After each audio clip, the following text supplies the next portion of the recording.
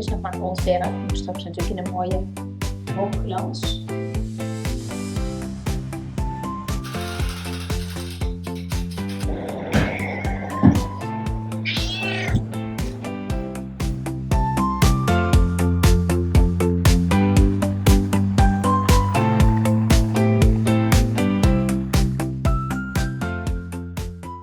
Leuk dat je weer kijkt naar een nieuwe aflevering. Er staat weer een hele hoop te gebeuren. We gaan natuurlijk verder met de badkamer. Veronique gaat daar de vloer tegelen met het afschot. Kijken, wat gaan we nog meer allemaal doen?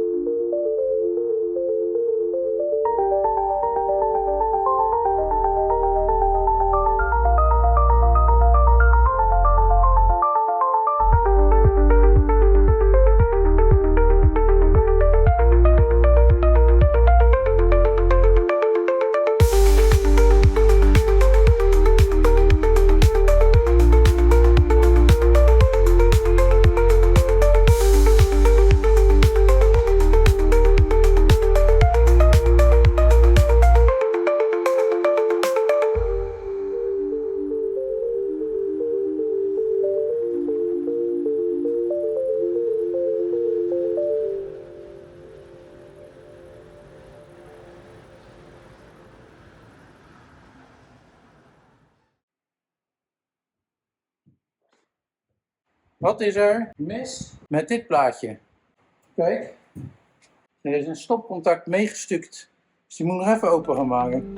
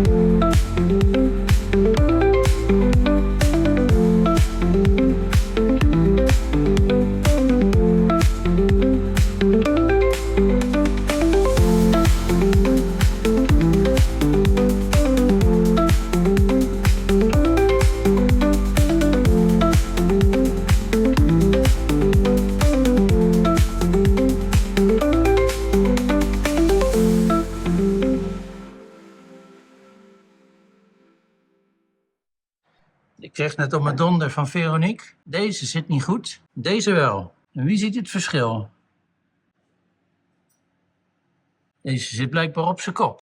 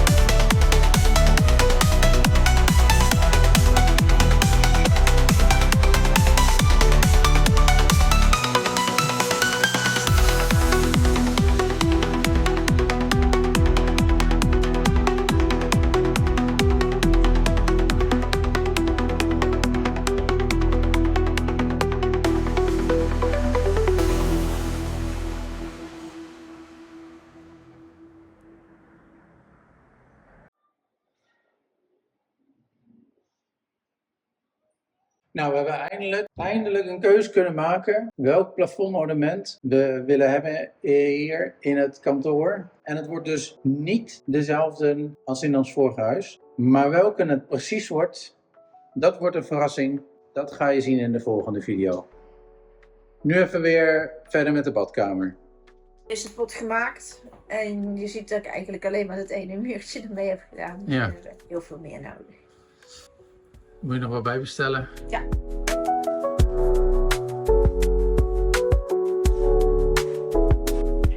Hey Jenny, was je er ook? Ik heb dat stuk gevoegd. En dat wat ik over had, heb ik hier beneden achter de badkuip maar weer gebruikt. Hieronder had ik dus de rest van gisteren al gebruikt. En nu heb ik daarboven een rijtje van de rest van deze gedaan. Volgens mij kun je prima gewoon over dat deel wat je gisteren gevoegd hebt vandaag weer invoegen. Dus dat heb ik gedaan. En ik werk best wel heel schoon. Maar ik zie wel dat je inderdaad alle grijze tegellijn die er ook maar ergens onderuit komt, dat zie je wel. Je moet echt heel schoon werken als je witte voegen wil gebruiken. Dat was natuurlijk ook een reden dat ik eigenlijk de donkerdere voegen had willen gebruiken. We hadden een prachtige kleurenwaaier besteld om de voegkleuren goed te kunnen beoordelen. Maar in het echt is de voegkleur toch echt veel witter dan op het kleurstaaltje. Het resultaat is mooi, daar niet van. Ja, de voeg is veel witter dan het kleurstaaltje aangeeft. Het is wel mooi, maar het was niet helemaal wat we gedacht hadden in eerste instantie. Had wat grijzer gemoeten. Kijk wat kleur doen de tegels, hè? Ja. Hier zie je veel meer kleurverloopjes in de tegels nu. Wat je hier dus niet ziet. Het is wel mooi hoor. Het past bij de traditionele ouderwetse moderne combi-uitstraling die ik in gedachten had. En je vloertegels zijn binnen. Mijn vloertegels zijn binnen. En ze zijn waanzinnig mooi.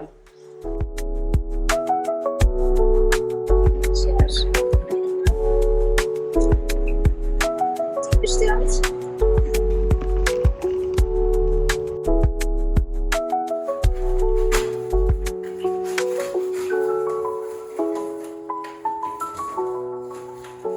Vet zijn ze wel, hè? Kijk nou, wat een houtpatronen erin zitten, ja.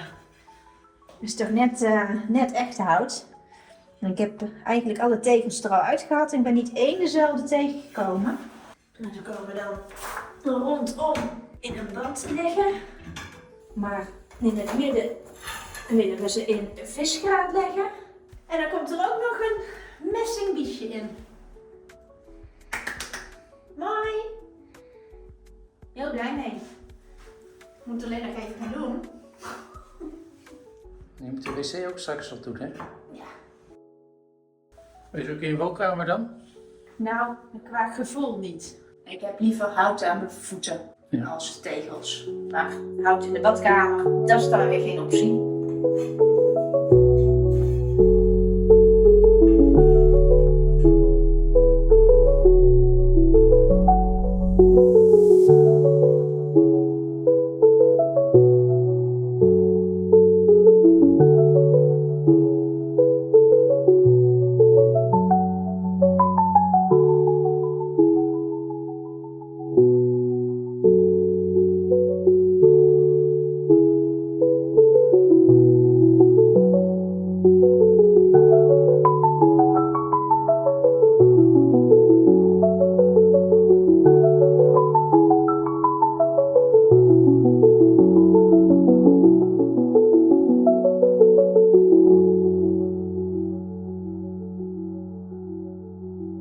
Een batch epoxy maken. Ja, ik maak hem in delen. Want er wordt gezegd dat het enorm naar spul is om mee te werken. En als je te laat bent om het te verwerken, dat je er dan niks meer mee kunt.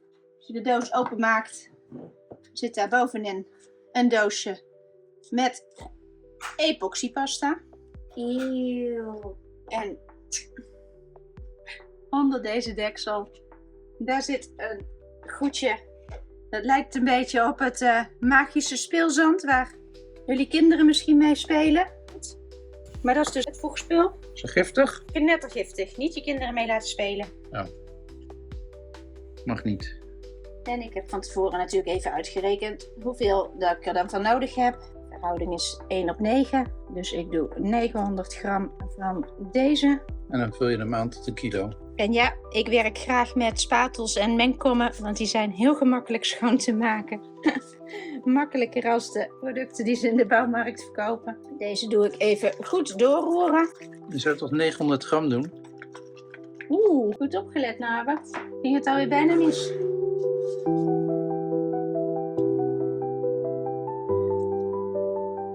Er moet geen water bij. Nee, het is een 2-componenten voegmiddel. Het ziet eruit alsof je slijm maakt. Ja, hè?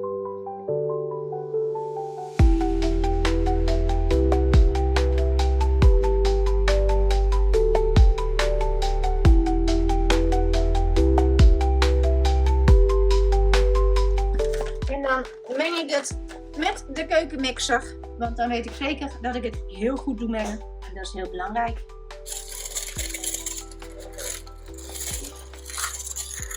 Je hebt nog maar 1 menger. De andere was zoals verwacht afgebroken.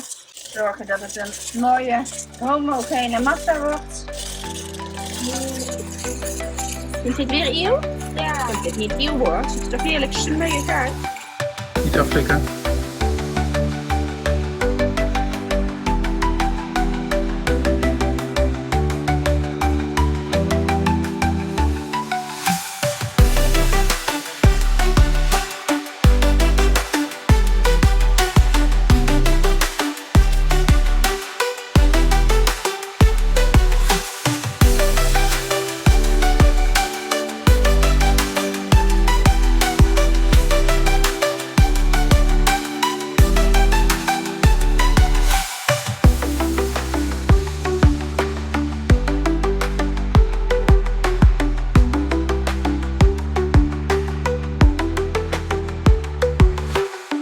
Flexibele zijde, die gebruik je om de voegmiddel in de voegen te wrijven. En deze hardere kant, die gebruik je om het teveel aan voegmiddel er weer vanaf te halen.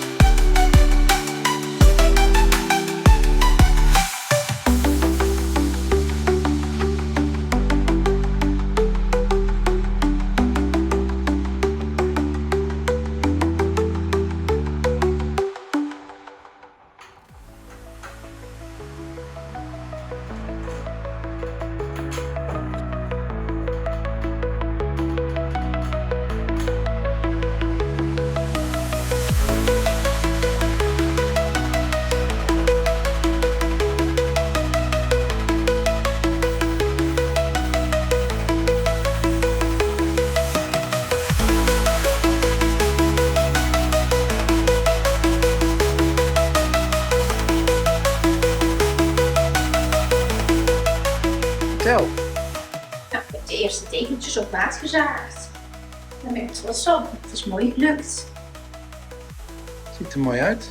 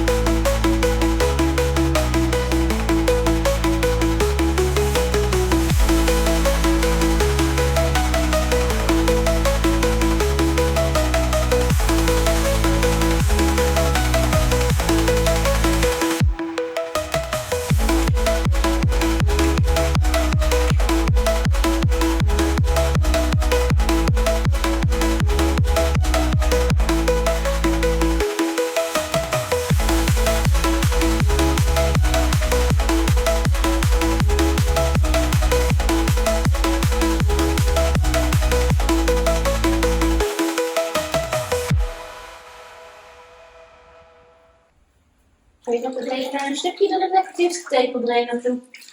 Dit is het allerkleinste stukje. Dan komt het hier zo.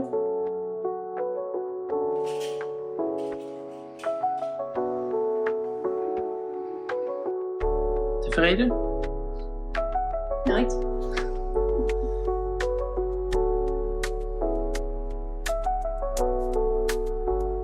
Wordt door onze achterbuurman een boom verwijderd, waardoor we echt een heel stuk meer licht krijgen.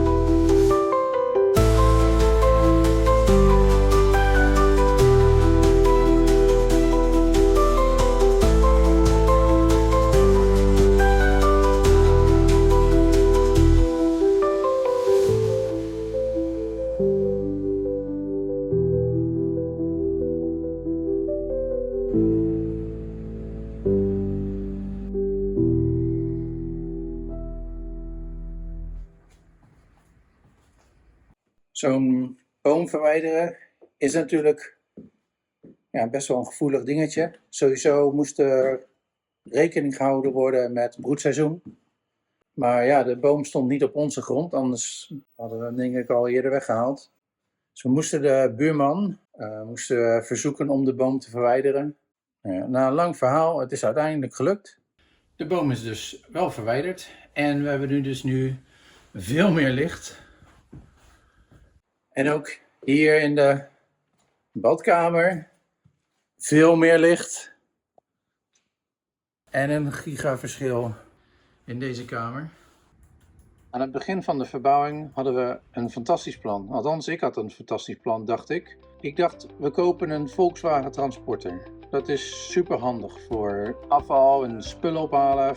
Nog voordat we verhuisden, vond Veronique op Marktplaats een inbouwhoutkachel. Echt een hele mooie, echt wel een koopje. Alleen ja, die kon het huis dus nog niet in. Maar ik kan trouwens nog steeds het huis niet in. Dus die kachel heeft maandenlang in de bus gelegen. En zolang die erin lag, konden we de bus niet gebruiken. Onze superhandige werkbus was eigenlijk gewoon een geparkeerde houtkachelopslag. Toen ik eindelijk een plek had gevonden waar we de kachel mochten stallen, toen ging die stuk. Hij begon hydraulische vloeistof te lekken en hij schakelde dus niet meer. We konden gelukkig bij de Hornbach gebruik maken van zo'n serviceaanhangwagen. Vaak kun je die reserveren van tevoren. Dus op een gegeven moment moest de bus gewoon gemaakt worden. En dat heb ik samen met Henry kunnen doen. We hebben de versnellingsbak eraf gehaald en de koppeling vervangen. Dat was echt een enorme klus, maar het is gelukt.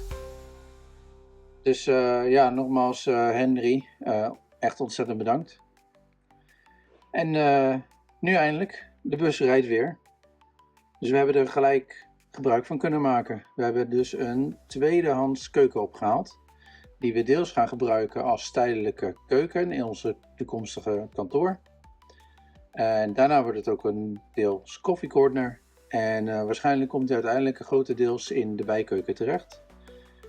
Dus de bus, hij is er weer.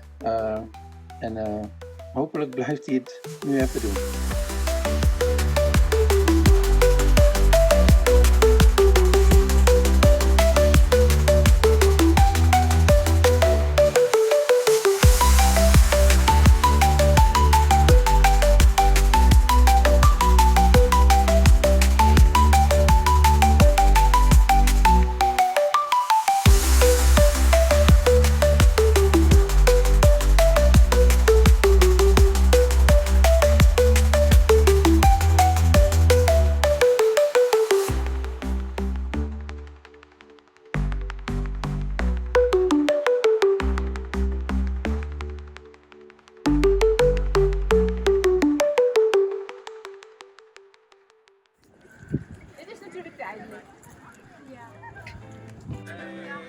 Ja.